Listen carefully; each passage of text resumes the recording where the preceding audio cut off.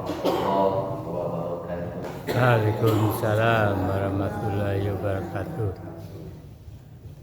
Alhamdulillah rabbil alamin alladzi khalaqal mauta wal hayata liyabluwakum ayyukum ahsanu amala wa huwal azizul ghafur. Asyhadu an la ilaha illallah wahdahu la syarika lah wa asyhadu anna Muhammadan abduhu wa rasuluh sallallahu alaihi wasallam la nabiyya wa rasula ba'da amma ba'd. Kama qala Allah ta'ala fil Qur'anil Karim, na'udzu billahi minasy syaithanir rajim. Bismillahirrahmanirrahim. Wa may ya'shu 'an dzikrir rahman nuqayyid lahu syaitanan fa huwa lahu qarin. Surah Az-Zukhruf, surat yang ke-43 ayat 36. Bersyukur kita pada Allah, alhamdulillah malam ini Allah masih memberikan kita hidayah. Alhamdulillah kita masih diberikan Allah kekuatan untuk bisa hadir ke masjid dan menunaikan ibadah maghrib berjamaah dan juga hadir di kajian ilmu yang insyaallah selalu diberkahi Allah dan juga didoakan oleh malaikat Allah. Amin. Amin. Selawat dan salam kita doakan kepada Allah, semoga selalu dilimpahkan junjungan kita Habibullah Muhammad sallallahu alaihi wasallam. Allahumma shalli ala sayyidina Muhammad wa ala ali sayyidina Muhammad. Bapak sudah jamaah pada maghrib rahimakumullah. Alhamdulillah malam ini kita kutip satu ayat di dalam surah Az-Zukhruf, surat yang ke-43 di ayat 36. Allah jelaskan, wa may ya'shu 'an dzikrir rahman, siapapun yang lalai atau lepas atau mungkin lupa dari zikir kepada Allah, nuqayyid lahu syaitanan, maka dia akan dikuasai sepenuhnya oleh setan. Fahuwa lahu qarib, maka setan itu akan menjadi teman dekatnya. Ini diingatkan Allah, yang lupa dari zikir, yang lalai dari zikir, atau yang lepas dari zikir, maka dia akan dikuasai oleh setan. Maka orang-orang yang lupa dengan zikir itu akan menjadi sahabat setan. Jadi kalau orang yang sudah tidak ingat lagi dengan zikir atau tidak mau lagi berzikir, maka dia akan dikendalikan oleh setan. Kayak terjadi perbuatan-perbuatan buruk itu kan karena orang sudah lupa dengan Allah, lupa dengan zikir. Makanya kita diingatkan Allah untuk selalu berzikir agar tidak bisa dikendalikan oleh setan. Selalu ingatkan diri kita untuk berzikir kepada Allah, selalu melafazkan zikir, basahi lidah kita dengan zikir, kuatkan hati kita dengan selalu berzikir, maka setan tidak akan pernah bisa mendekat atau mengendalikan kita. Karena sampai mati pun iblis akan tetap membuat kita itu mati dalam keadaan sesat. Bahkan sampai sakarat pun nanti iblis tetap mengejar kita untuk menyesatkan. Maka ketika saat sakarat itu kata Rasulullah, orang-orang yang sakarat itu jangan ditinggal. Karena sakaru ya 10 sakaratan artinya itu mabuk. Orang yang sakarat itu tidak tahu diri lagi, nyelupo. Karena dalam kondisi yang mabuk ingatan itu hilang timbul. Kadang hilang, kadang timbul, tapi ecok hilangnya pada timbul. Jadi ketika kondisi orang yang sakarat itu dalam keadaan mabuk, itu kalau lupa dengan zikir, nah maka di situnya dikuasai setan itu. Makanya kata Nabi, orang yang sakarat itu jangan ditinggal. Karena dikhawatirkan orang yang sakarat itu lupa dengan zikirnya. Maka ketika dia lupa dengan zikirnya dalam kondisi sakarat itu, kita lah yang mengingatkan zikirnya kembali. Maka dampingi dia untuk mengingatkan zikir-zikirnya kepada Allah supaya iblis tidak mengendalikan dia sewaktu akan mati itu. Karena kondisi orang yang sakarat itu ibu apa? Kata Rasulullah dalam hadis Muslim, itu sakitnya luar biasa. Yang tahu sakit itu cuma yang sekarat, dan yang sekarat tidak bisa menceritakan kawak lagi. Laparnya, sakitnya, gelisahnya, hausnya itu luar biasa. Maka di suatu hadis dikatakan oleh Rasulullah, ketika orang itu sakarat, dia merasa kehausan, sangat-sangat haus. Kalau bahasa Jawanya apa Pak? Kelangsangan. Iya Bu, kelangsangan. Rakwang karyang, mulut karyang, bibi karyang. Jadi kadang-kadang kalau orang kalansang itu kan menelan ludah surang senat, tidak bisa lepas sakit gitu. Karena lah kelangsangan lah karyang mana gitu. Nah di saat seperti itu, kalaupun seandainya kata Rasulullah diminumkan air laut itu sebanyak 7 samuran akan sanggup, akan lampai hausnya dari itu. Tapi di saat kondisi haus yang seperti itu, iblis datang. Iblis datang dengan serangannya, dengan gangguannya, dengan godaan. Dibawanya minuman kesukaan yang sakarat. Apa kesukaannya itu? Ada yang suka minum teh es manis. Dibawanya di setan. Nah dia ini bukunya tuh. Yang tahu cuma yang sakarat. Awak yang mencari tidak nampak. Di saat itu dipuncangnya di bukunya tuh. Sendok itu bunyi-bunyian tuh. Karena kasih lo mencari itu bawa kelangsangan di bawah teh es. Ditawarkan oleh iblis, haus, nyo, dia masuk nyo, bagi, tapi sangat kecil. Coba kau ucapkan sekarang, Muhammad itu bukan Rasulullah. Minum. Atau engkau sebutkan saat ini juga Nabi Isa itu anak Allah. Ya, minum. Musuhan, langsung, bacalah, sampailah gitu. Kalau nak taluk mengecek lah gitu, mangkuan kapal lo sih jadinya, angkuan saya kapal lo kan harus setuju sih, sama minuman harus setuju. Itu godaannya itu. Jadi setan itu akan menyerang. Di surah Al-Waqiah itu dari 80-an kata itu kan Allah jelaskan orang-orang yang tamat itu diserang oleh iblis. Tidak berhasil A, B, dan berhasil B, C-nya serang sampai meninggal. Makanya kecil Nabi yang akan dicabut dari orang yang sekarat itu dua ibu. Yang akan dicabut dari orang yang sekarat itu dua. Pertama roh yang akan dicabut dari yang sekarat. Ini dilakukan oleh Israel malaikat maut. Yang kedua yang akan dicabut dari yang sekarat itu kecil Nabi imannya. Iman yang sekarat. Yang melakukan siapa ibu Bapak? Setan. Nah itu serangan tadi itu. Iblis nionyo iman orang pun dicabutnya sebelum ruhnya tercabut. Cuma pokoknya dikajar kalau di iblis orang yang sekarat itu detik-detik terakhir menjatuhkan orang, menjerumuskan manusia, menyesatkan manusia sebelum mati. Itu makanya tidak bijak sampai dari dampingi. Mereka sayangnya bahwa 70 tahun orang lain beribadah di saat sekarat ditinggal surang, selesai di iblis. Itu nama khawatirkan. Karena itu serangan terakhir habis-habisan iblis di situ. 70 tahunnya menggelincirkan manusia, menggoda manusia, menjerumuskan manusia untuk berbuat maksiat kepada Allah, turun naik iman manusia itu.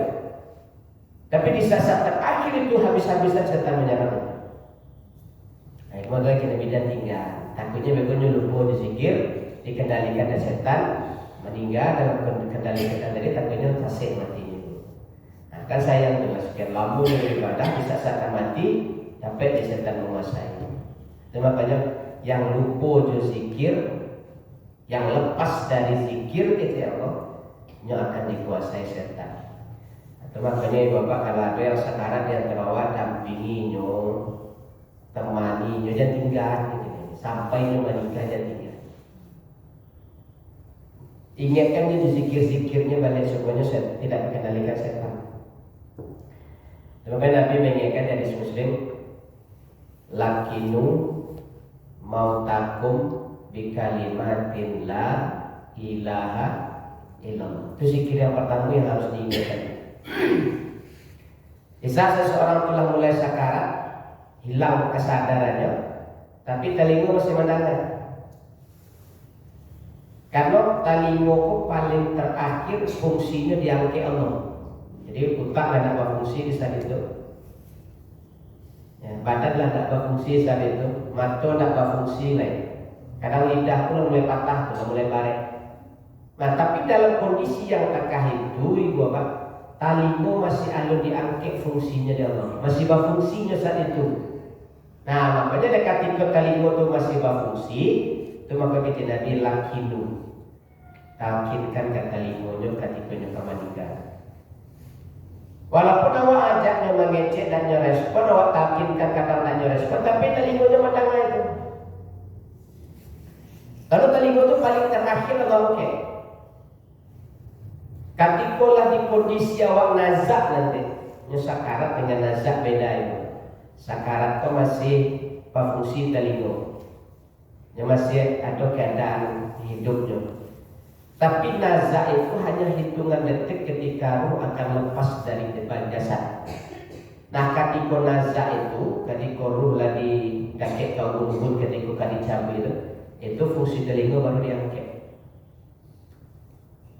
Tapi ketika ini masih sakarat, telinga masih berfungsi. Maka kita Nabi lakinu. Nah, cuma kadang-kadang kan dulu lah pernah kita bahas itu cara mentalkinkan kau sampai yang ingin Nabi tapi acok dilanggar ya. Pertama kata Nabi talkinkan la ilaha illallah itu lambe-lambe. Jangan terburu-buru, jangan sasak-sasak. Tanamkan inyo dulu, begitu nyolah tanam, lidah nyolah mulai barek, lah mulai payah, makanya waktu itu lambe-lambe. Bagi awak maejan anak ketek majan baca dari la ilaha illallah. Itu mentargetkan itu. Sudah tu cari reaksinya dulu. Menggali tak lidah. Kalau lidah, tanangan sebentar ulang balik la ilaha illallah. Jadi itu mentargetkan. Alunju lain, bisa ada 3 kali. Begitulah 3 kali. Alunju nampak garis lidah no, jadi pasu itu pak. Diamuk dulu. Diamkan beberapa saat. Sampai kembali tanam, tanam baru ulang balik. La ilaha illallah. Jadi tak boleh kata-kata. Katakan digas saja dalam untuk mencapai bayi saja. La ilaha illallah. La ilaha illallah. Tak bisa lihat tu. Lidahnya nak sama jawab lain, lidahnya lah patah lah barek. Jadi sasaran tu. Jadi awak dalam kondisi kini membaca la ilaha illallah bisa kadang-kadang, tapi dia tak bisa lain. Hanya begitu talkinkan sekali, hanya melo baru tu. Kalau lidahnya dah mulai barek, melo balik tu. Hanya melo tu sudah main jalan, lambe-lambeknya main jul. Jadi pas tu, makanya lambe-lambek lah menuntutnya balik. Itu kadang disasa habis ni tadi kan. La ilaha illallah. Lacoknya baca tak tahu. Lacok lah. Goyang itu seketik pada sekarang. Jadi harus sabar. Yang kedua kata Nabi, kalau lah bisa dia membaca la ilaha illallah, sajaknya pandai itu dia bisa tahu dia baik tunggu sampai nyupai lagi. Tunggu sampai dia meninggal. Itu lah mantu. Kalau ucapan terakhirnya lah bisa diucapkan. Anak peramu ditalkinkan lagi. Tapi yang ngatonya yang acok dibuat diulang. Begitulah la ilaha illallah dibaca diulang. Ada yang sekarat. Ada talkinkan dia baru lagi. Mengapa dia talkinkan itu lah pandai. Ini mati lagi je. Ingat tak? Jadi ini tunggunya sampai mati. Jadi la ilaha illallah dibaca. Padahal dia lah bisa, tapi dibasuh terus. Tapi kok takutnya gugup berkurang sekarat kok. Paniknya balik hilang.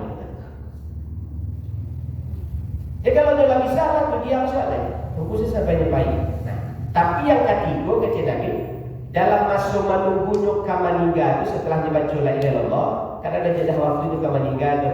Ayang disiko harus menjago jangan sampai batuka balik.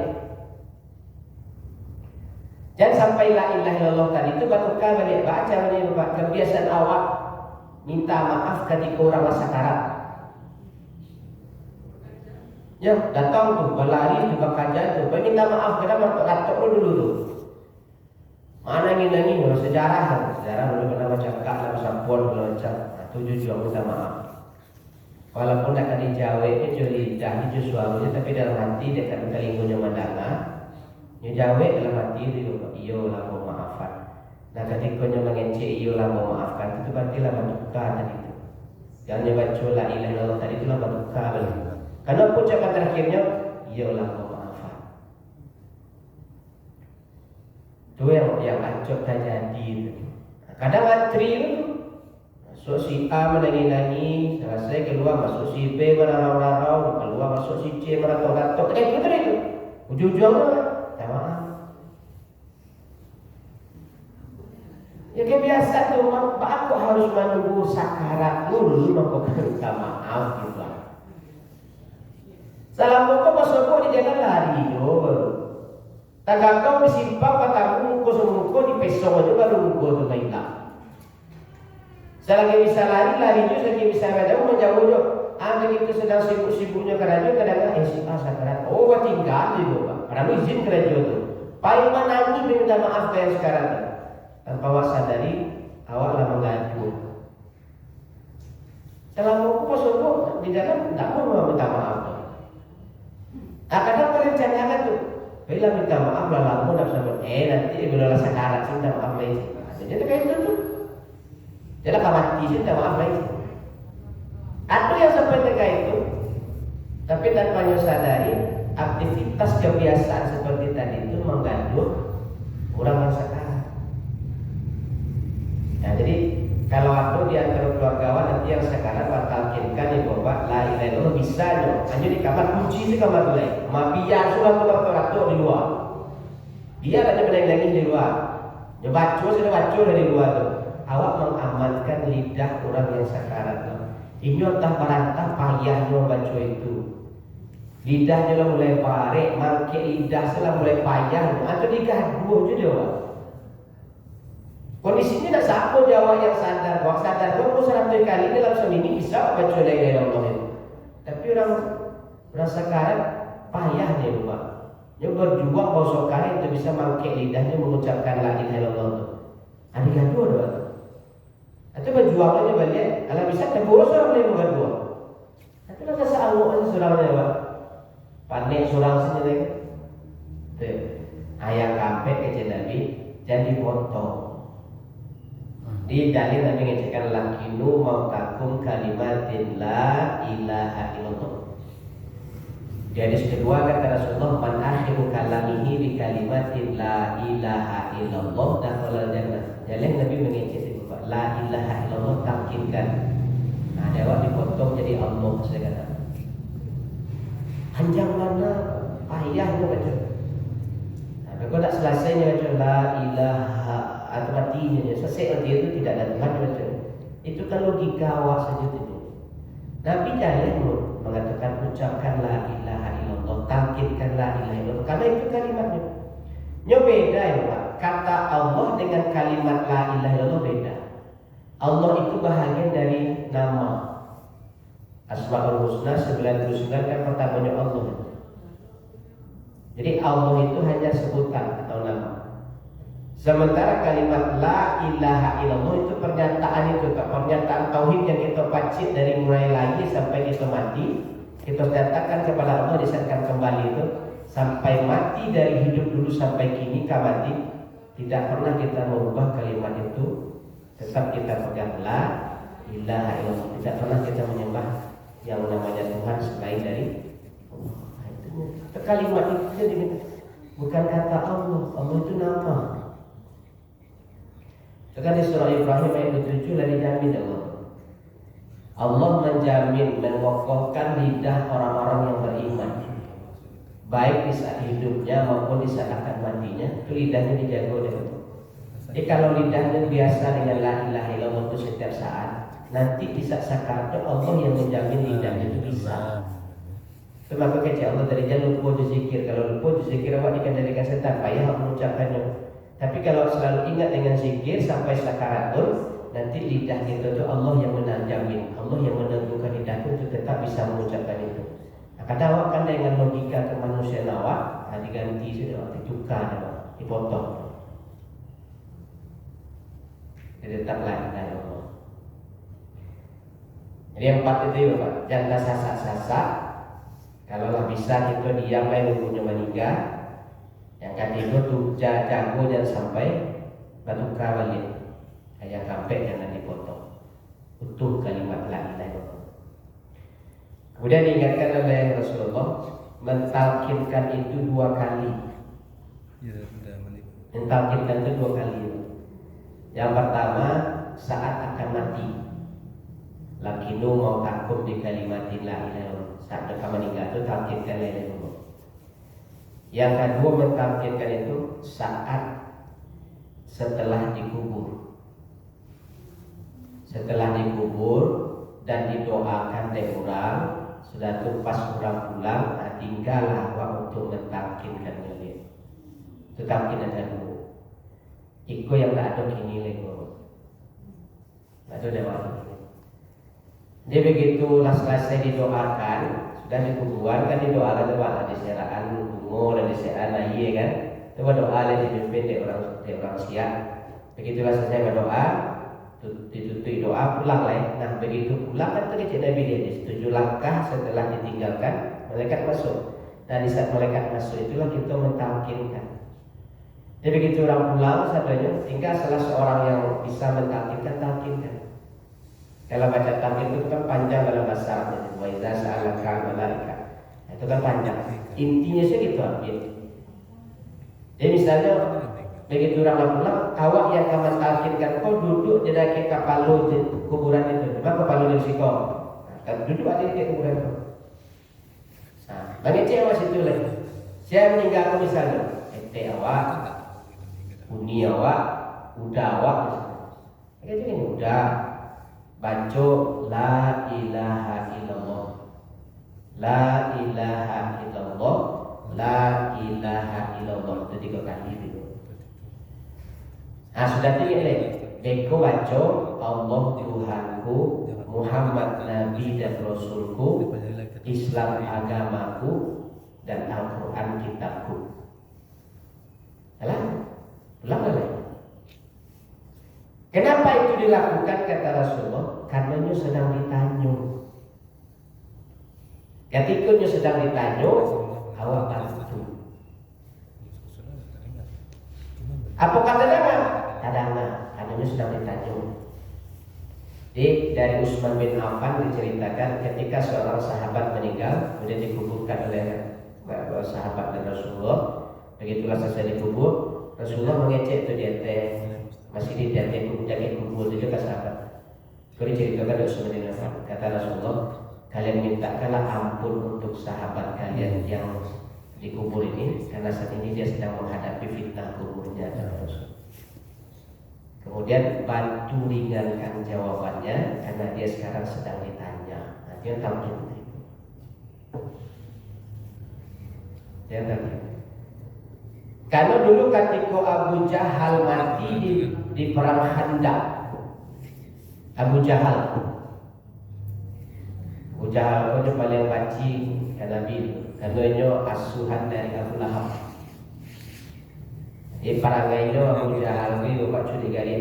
Kalau yang baca lihat saya Abu Jahal ini, baca lihat Abu Janda itu, Abu Jahal itu duplikat Abu Jahal zaman Nabi itu Abu Janda itu. Malah lebih parah. Itu Abu Jahal zaman Nabi itu, duplikatnya kini tu. Nyoba curiga dia, di mana Nabi berdakwah ikut itu, ini cari jauh dulu. Bekolah pai Nabi ya, orang tu masih berkumpul di mana sekolah. Anak badangan tadi dari itu orang stres baru mati bini. Itu Nabi sejak di mana dia berdakwah itu tu. Orang stres macam. Dah ada sana di bawah dia percaya lainnya orang itu sedunia tu. Itulah Abu Jahal. Akhirnya tiba dia berjanda. Itu sama juga orang ini. Di mana kawan culik gari saya. Jadi ketika Abu Jahal meninggal, mati di medan perang, dikubur dalam satu lubang orang kafir itu, Nabi mengecek itu. Wahai Abu Jahal, gitu Nabi. Mengecek Nabi ke kuburan itu, mana ke kuburan itu? Apakah engkau sudah melihat apa yang selama ini engkau ingkari dari apa yang aku dakwahkan dari Allah? Apa yang engkau ingkari selama ini dan engkau dustai apa yang aku dakwakan, dan ini sudah engkau lihat kenyataan. Dan engkau akan merasakan azab yang berkepedihan sampai nanti hari kiamat. Tidak kayak sahabat. Emang teranglah dia Abu Jahal tadi. Teranglah kami jadi kita ditanya. Nah kalau Nabi berani mengecek terkait itu ke Abu Jahal yang sedang dikubur, kenapa kita tak berani mengecek ke sana awak, kalau keluarga awak, ke ayah awak, ke ibu awak ketika di dalam kubur? Ayah, baca la ilaha illallah, ulang 3 kali. Sudah tertuju gini, Allah Tuhanku, Muhammad Nabi dan Rasulku, Islam agamaku, Al-Quran kitabku. Kan yang ditanya di belakang itu Pak, ma rabbuka, ma nabiyuka, itu nama tujuan. Nah kini kau nak adu oleh ibu. Oh sudah doa pulang lagi. Bahkan dia ada tahu aduh, di situ ada baca ada di bawah payung ya Pak. Tapi ada. Kalau kita aku masih kental itu, Ampang, Kalumbur, Kuranji, Pau, itu sampai kamu dia itu masih ada tuh. Baca adat itu 2 kali. Pertama baca adat dalam rumah. Kalau dia di rumah, itu bagi tahu tuh. Di Pau sana itu kami kan cari kapan lain, cepatlah sudah. Itu cari kapan sudah, cari kapan turun ke bawah tuh di bawah payung lain. Baca wekato mama Sumando tuh Pak. Nah, di bawah payung itu dulu kok baki, isi baki itu timbalan 5. Sudah tuh baki cene itu kain sarung untuk kain kapan. Itulah selesai jawab kartu aku dibagikan tuh yang timbalan 5 tuh kapalo. Nah, dia tuh baru sipiti dalam itu timbalan. Jadi, nah kau yang talang air yang menjulur-julur air kalau mandian, talu, sandal, kaki, 5 tuh timbalan. Di sana kau ada salah satunya tuh diangkat talakin. Artinya itu apa? Aduh dia kata talakin. Cuma begitu kain talakin itu dia pulang. Depan aku buat banyak. Itu sebenarnya kecilnya. Atau diambilnya kain talakin kok, akad ini menerima tanggung jawab talakin kata. Ada gini kau Ustaz disuruh Ustaz, tolong ini jenazah aku cari buku dan kek sekalian. Tolong doa ini sudah terkait. Talakin itu bukan doa, tapi setelah berdoa. Ya talakin itu tak ada dewa lagi ni. Ya, kalau bisa kini awak mengajarkan anak kalian nak laki nak kondisi pun dah ada. Nah, kakak menangkapmu dah ada. Inginnya kan nanti kalau ibu meninggal atau bapak meninggal sudah orang berdoa dan pulang nak tinggal itu talakin kan. Aku yang baca. Itu yang ada begini lagi. Talakin yang kedua tu. Karena sudah doa pulang lagi. Tinggal saja. Padahal kata Nabi, begitu selesai kalian doakan, kalian tinggalkan jenazah itu, telapak kaki kalian meninggalkan kuburnya terdengar oleh jenazah di dalam.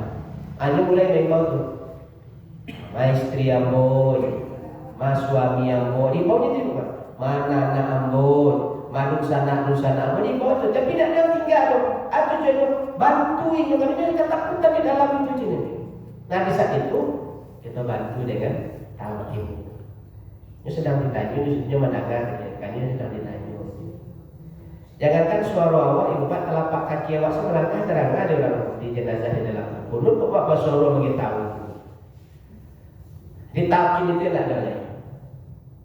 Kalau di daerah-daerah Kuranji itu, bapak yang mentalqin itu duduk di daerah Kapalu kuburan itu di mana tunjuk itu Pak. Panjang aja terus bukunya itu. Di mana tunjuk ke dalam tanah itu dibacakan kita terus setengah jam nomor panjang.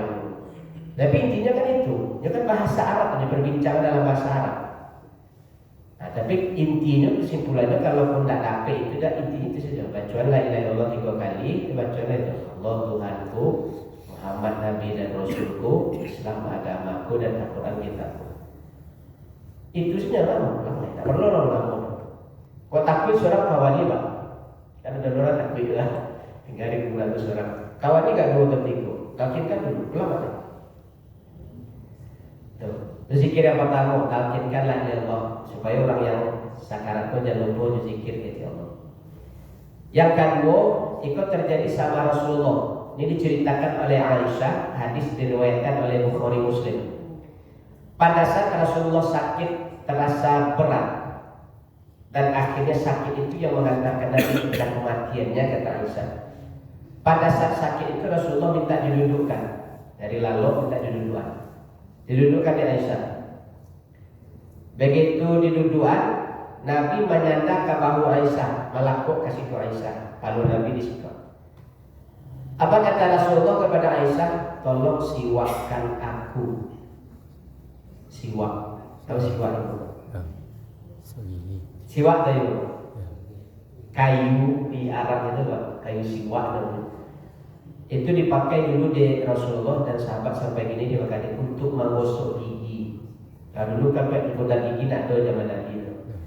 Jadi kayu siwak itu kan dipotong langsung sepanjang itu.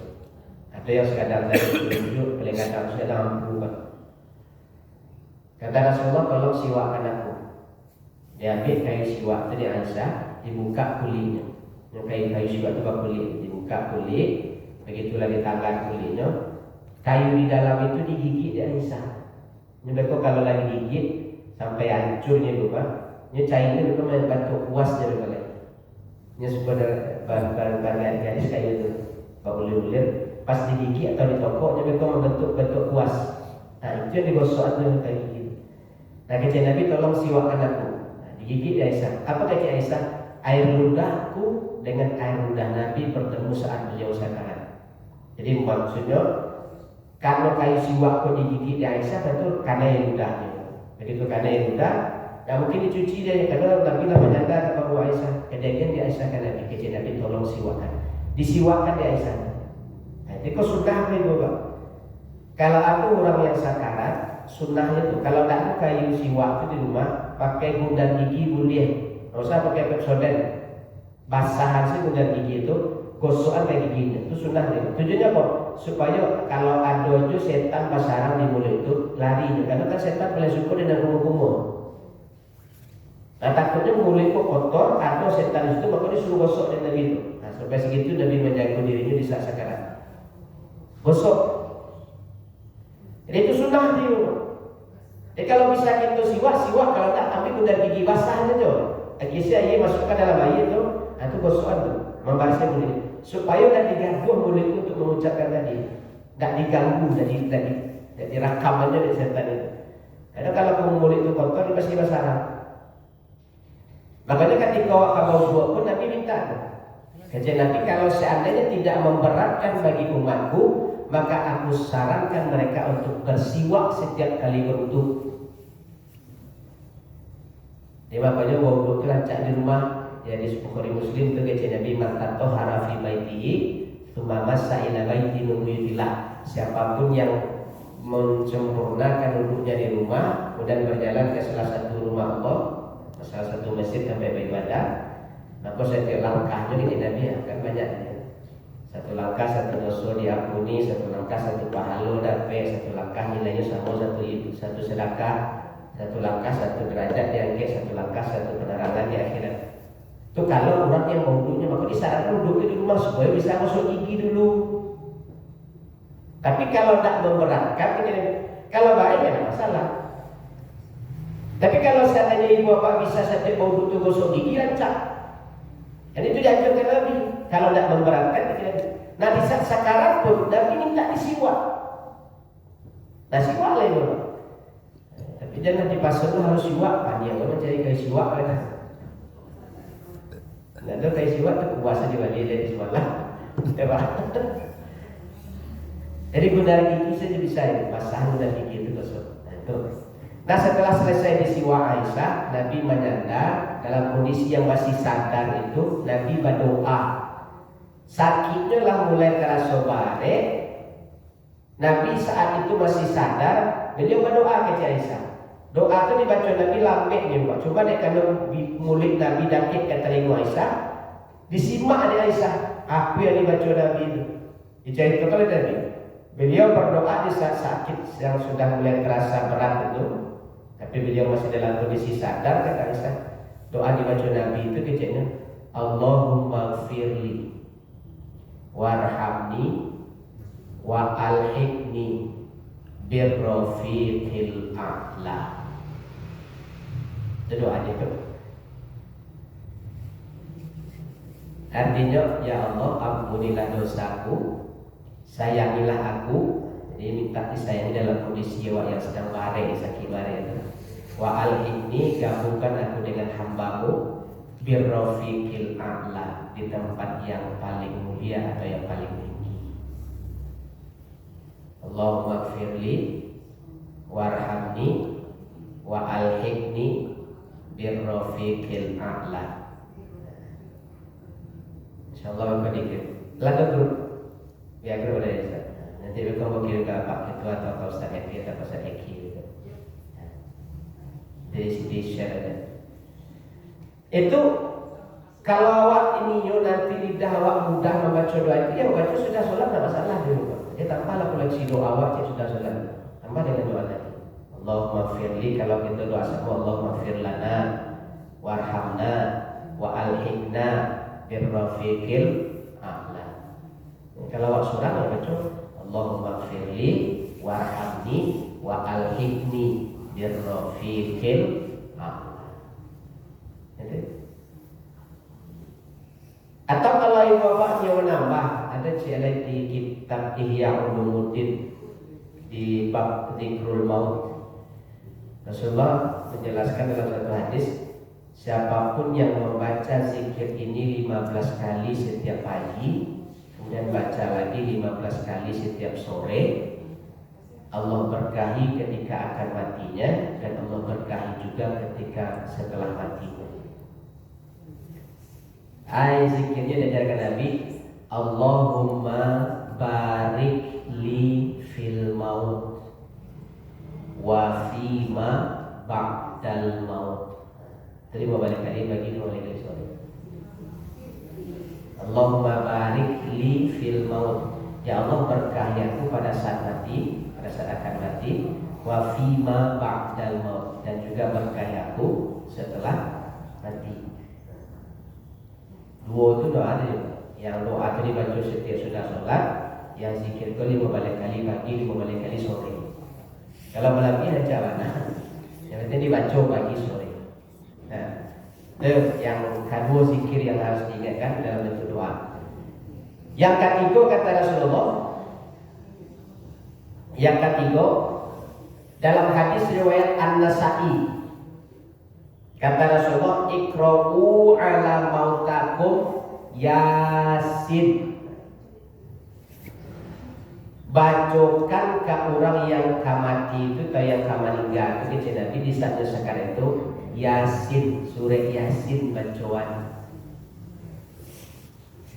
Kalau mendengarkan atau membacakan ayat Quran atau surah Yasin khususnya ke Nabi ke orang yang sekarang, yang membaca juga yang mendengar akan dapat pahala. Jadi walaupun yang sekarang itu cuma bisa mendengar, tapi dia akan dapat pahala dari mendengar bacanya sendiri. Yang pertama. Yang kedua, kita merujuk ke hadis riwayat Bukhari Muslim ketika iblis ketika Jibril mendatangi iblis. Atas perintah Allah disampaikan dari Jibril, iblis, engkau diperintahkan Allah untuk menghadap Muhammad. Kata iblis sampai kiamat pun akan menghadap Muhammad. Mendaki kenyong dengan Muhammad. Kalau kau tidak mau, kata iblis, engkau dijadikan Allah debu. Jadi pilihlah kata Nabi, mau jadi abu atau menghadap Muhammad. Akhirnya iblis menghadap Rasul.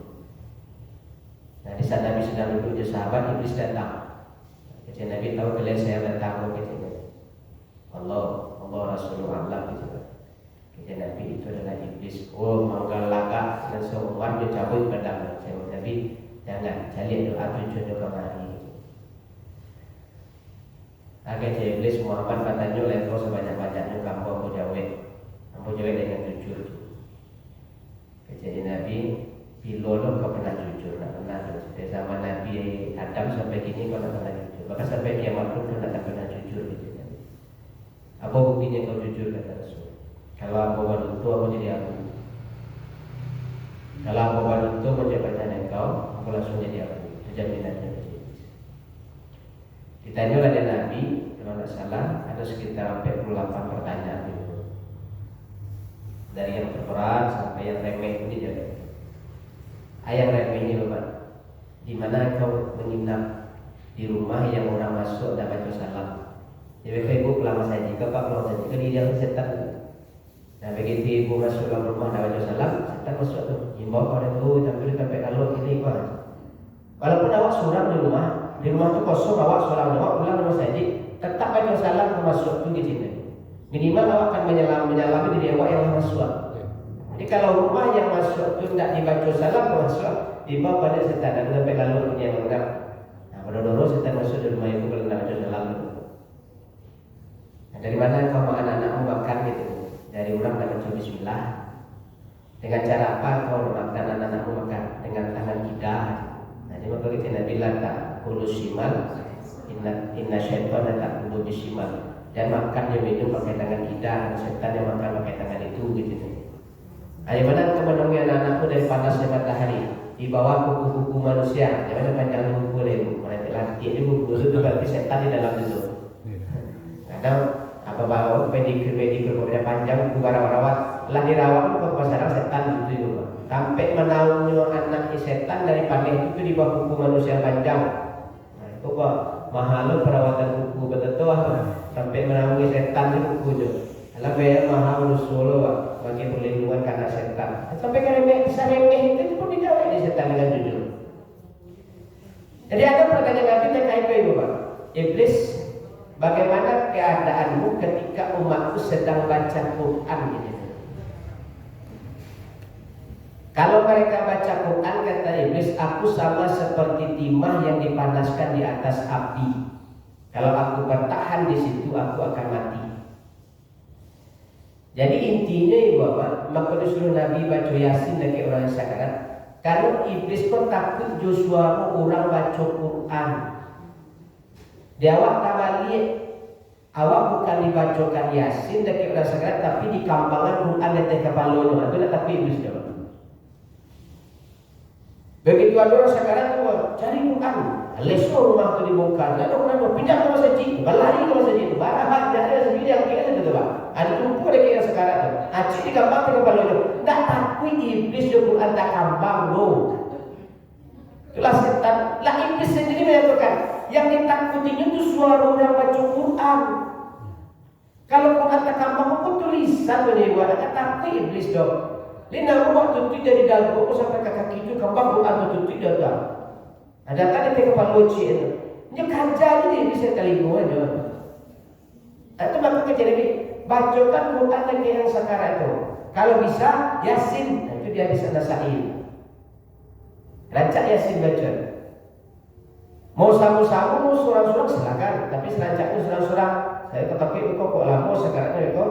Selesai seorang baca, dia lagi meninggal. Gantian lain, si B lagi baca. Selesai si B lagi meninggal. Gantian si C lagi. Dibolehkan Nabi malam baca Yasin.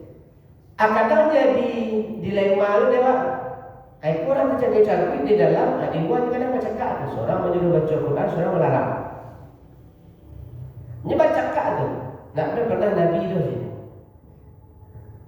Jadi kadang-kadang yang maaf, awak lebih banyak melupakan esensi dari ibadah yang disuruh Nabi.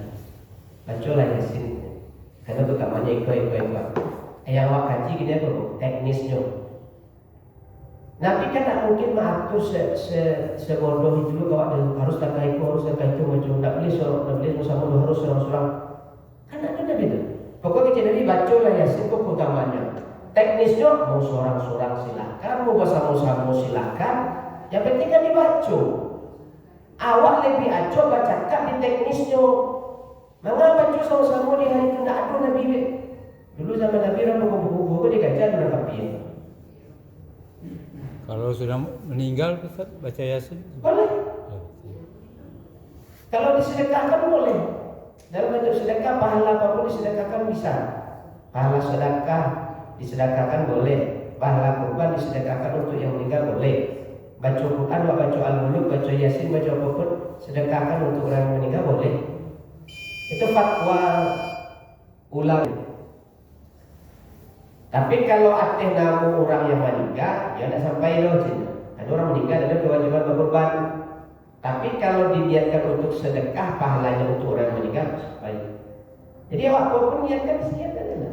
Kan doanya pernah bentuk itu. Didoakan ya Allah kepahala untuk si A, ya Allah kepahala untuk si B. Kalau baca Yasin dia sudah meninggal lama, tapi diingatkan untuk dia. Boleh? So. Jangankan sudah meninggal, kamu meninggal justru Nabi itu. Iqra'u ala mautakum Yasin gitu. Bacakan Yasinnya ke orang kamu meninggal. Itu membantu itu supaya iblis apa? Iblis tidak bisa menakik yang sekarang. Jadi selagi ada suara orang baca Quran, iblis tidak akan bisa menakikkan apa? Dia takut suara orang baca Quran. Namun di kambang ada surat Yasin, datang mereka pun tak takut ya dia berbuat kalau hanya Quran tak kambang. Tapi kalau di kampung udah pun dibaca doa, suara orang baca Quran itu yang ditakuti iblis. Tapi jadi putaran yang fitri lah, aku iblis dong. Yo kajian iblis semua, itu kampung itu. Nyokap ketika awak sedang mengalami mencari dalam suasana sakarat itu kan perasaan awak berbeda membaca Quran awak. Nah getaran awak membaca Quran dalam kondisi mencari orang sakarat itu yang ditakuti dia iblis, getaran suara itu. Tapi kalau lah rekaman tak takut dia iblis. Rekaman tak takut. Langsung.